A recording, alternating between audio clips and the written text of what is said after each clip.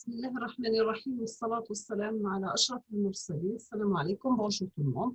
Dans cette vidéo, je vais faire, on a terminé le chapitre numéro 2 pour notre module étude des systèmes linéaires. C'est le diagramme de Nyquist. Donc, je fais un diagramme de bord, le diagramme de Nyquist.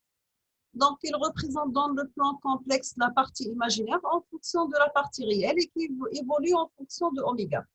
Donc, on va la partie imaginaire de h de g oméga en fonction de la partie réelle de h de g oméga. Donc, on aura h de g u égale à k divisé par 1 plus gu. Si on va multiplier par le conjugué, donc on aura k par 1 moins gu divisé par 1 plus gu fois 1 moins gu est égal à k divisé par 1 plus e au carré moins g par ku divisé par 1 plus e au carré. Si on va poser x égale à k divisé par 1 plus e au carré, y égale à moins ku divisé par 1 plus e au carré.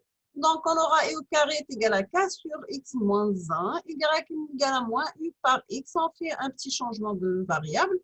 Donc, on aura y carré, c'est u carré x carré. Automatiquement, on aura k sur x moins 1 fois x carré, parce que u égale à k sur x moins 1. Après simplification, on aura kx moins x carré. Maintenant, si nous avons y carré est égal à kx moins x carré, on aura y carré plus x carré moins kx égale à 0. Et donc, remplacer y carré plus x carré moins 2xk sur 2 plus k sur 2 au carré est égal à k sur 2 au carré. Après simplification, on aura x moins k sur 2 le tout au carré plus y au carré est égal à k sur 2 au carré. Donc, le lieu de Nyquist, c'est un cercle de centre k sur 2 est 0. Le rayon égal à k sur 2. Donc, quel que soit oméga appartient à l'intervalle qui varie de 0 à l'infini, on aura toujours x supérieur à 0 et y inférieur à 0. Maintenant, si on va poser oméga égale à 0, on aura x égale à k, y égale à 0. Pour oméga égale à 1 sur tau, x égale à k sur 2, y égale à moins k sur 2 pour oméga tend vers l'infini. Donc, x égale à 0, y égale à 0. Le diagramme de Nyquist, c'est un demi-cercle. Donc, on aura ce diagramme suivant. C'est l'axe réel en fonction de l'axe imaginaire pour différentes valeurs de oméga. On va voir aussi le diagramme de Black. Un h de p qui est égal à k divisé par 1 tau fois p. Automatiquement, h de g oméga est égal à k divisé par 1 plus g oméga fois tau. Donc, on a remplacé p par g oméga. Le module de h de g oméga est égal à k divisé par la partie réelle au carré plus la partie imaginaire au carré sous la racine. La face, c'est l'arc tangente de h de oméga, donc c'est la partie moins arc tangente, la partie imaginaire divisée par la partie réelle. Pour le module en décibels, c'est égal à 20 log de k moins 20 log de 1 plus tau oméga, le tau au carré divisé par 1 sur, à la puissance 1 sur 2, donc c'est sous la racine. La face est égale à moins arc tangente de tau oméga. Le module de h de g oméga, c'est la phase de argument de h de g oméga. Donc, on obtient le graphe suivant. Donc, ça, c'est l'allure de Black pour notre système du premier ordre, sachant que oméga, c'est croissant. Maintenant, si on va passer à un système du premier ordre généralisé, si on va commencer par une définition, on appelle un système du premier ordre généralisé le système dont l'équation différentielle, elle est de la forme suivante. Un taux de la dérivée de s de t par rapport à t plus s de t est égal à k par e de t plus tau prime, la dérivée de e de t par rapport à t.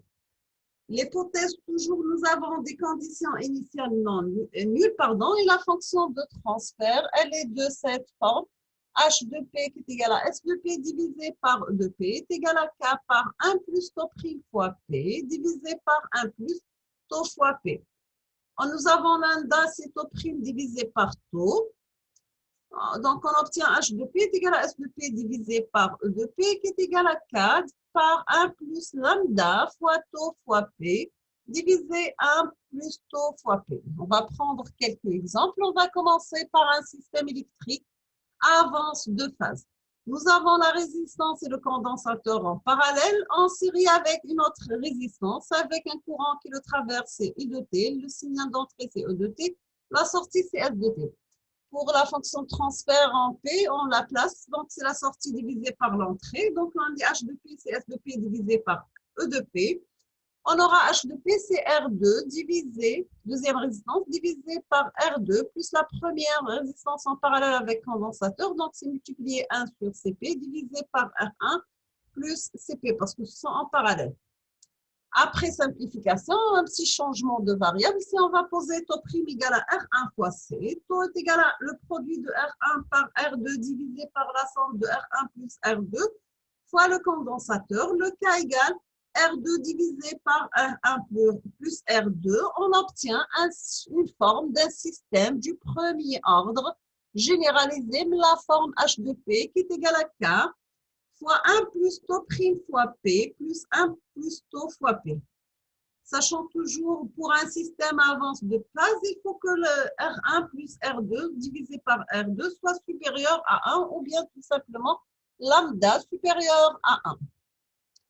Maintenant, si on va passer à un système électrique à retard de phase, donc on aura une résistance en série avec une autre résistance, série avec condensateur, bien sûr. L'entrée, c'est E de T. Nous avons un courant E de T. Le signal de sortie, c'est S de T.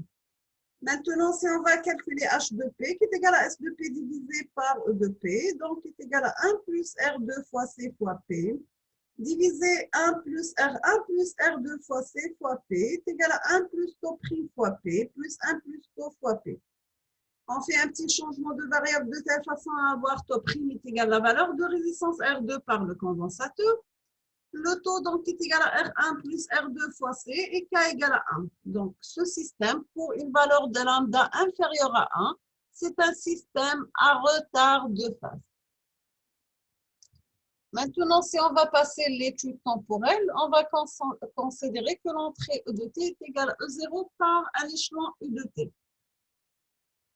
S de P, ça devient la forme H de P par E de P qui est égal à K par 1 plus lambda fois taux fois P divisé 1 plus lambda taux P fois E0 fois P. Donc, on aura S de T est égal à K E0 fois 1 plus lambda moins 1 exponentielle moins T sur taux U de T. Sachant que cette réponse, elle est représentée schématiquement sous la valeur de lambda sur la figure suivante. Donc, nous avons pour lambda supérieur à 1, pour lambda égal à 0 et pour lambda inférieur à 1. Donc, ça, c'est la réponse indicielle d'un système du premier ordre généralisé. Bien sûr, si on va poser S de 0 égale à lambda par K par E0, S de l'infini est égal à que par E0.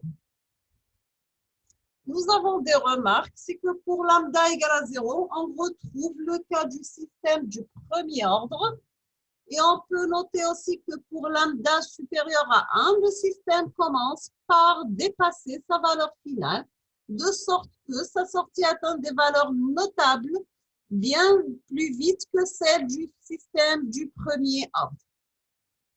On va faire aussi une étude harmonique. On va poser P égale à G oméga dans notre équation. Donc, on aura H de G oméga est égal à S de G oméga divisé par E de G oméga. Donc, c'est égal à K par 1 plus lambda fois taux G oméga divisé 1 plus taux G oméga. C'est H1 de G oméga multiplié par H2 de G oméga.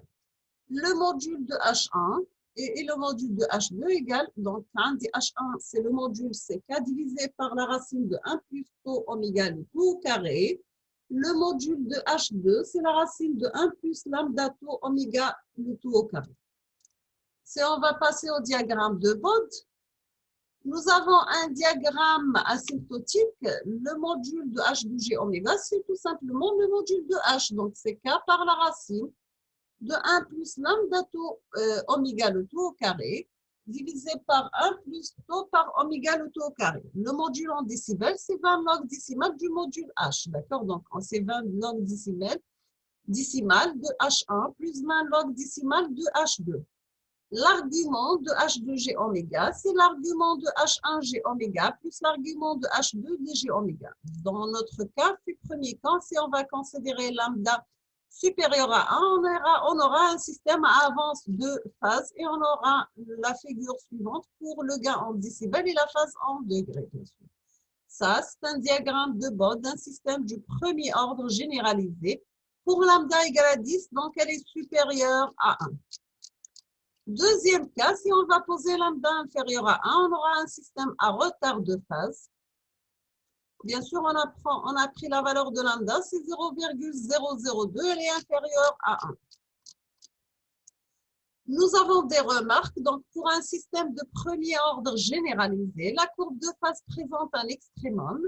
Bien sûr, si lambda inférieur à 1, on aura un minimum. Si lambda supérieur à 1, on aura un maximum. Donc, oméga max est égal à 1 sur lambda par la racine d'un lambda. La phase M, c'est arc sinus lambda moins 1 divisé par lambda plus 1. Donc, on aura le module de H2G oméga est égal à K par la racine de lambda. Et on va passer maintenant au lieu de Nyquist. H2G oméga est égal à K par 1 plus lambda tau oméga au carré divisé par 1 plus tau oméga au carré plus GK lambda moins 1 tau oméga divisé par 1 tau oméga au carré est égal à X plus GY. On aura cette équation de cette forme. Si on va poser oméga égal à 0, on aura X égal à K, Y égal à 0. Maintenant, si on va poser oméga tend vers l'infini, on aura X égal à K lambda, Y tend vers 0, on obtient les deux systèmes, un en avance de phase et l'autre à retard de phase. Lieu de Black, ici nous avons un système avance de phase pour lambda supérieur à 1. Et ici, nous avons un système à retard de phase pour lambda inférieur à 1. Donc, je vais laisser les systèmes du second ordre pour la prochaine vidéo, Inch'Allah. Je vous remercie infiniment pour votre attention. Et à la prochaine vidéo, Inch'Allah. N'hésitez pas si vous avez des questions, bien sûr. Merci.